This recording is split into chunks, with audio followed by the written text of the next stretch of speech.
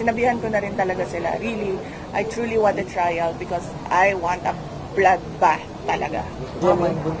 Ma'am, regarding sa result sa senatorial candidates, ma'am, ano tingin niyo magiging takbo ng impeachment trial, ma'am? How positive are you na, or confident are you na ma-active kayo, ma'am, sa impeachment trial sa Senate po?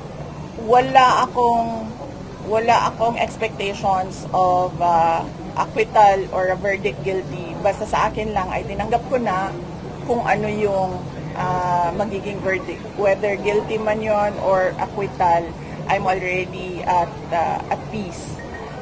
At hindi ko alam kung paano boboto ang mga senators. If at all there will be a trial, I think it is wrong to start counting votes now because they haven't seen evidence yet. They haven't seen what the prosecutors have. They haven't seen what our defense is.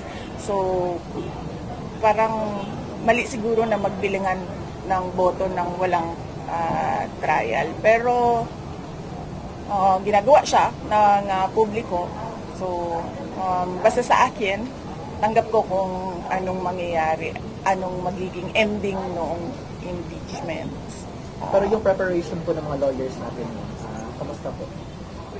Lawyers, okay naman sila.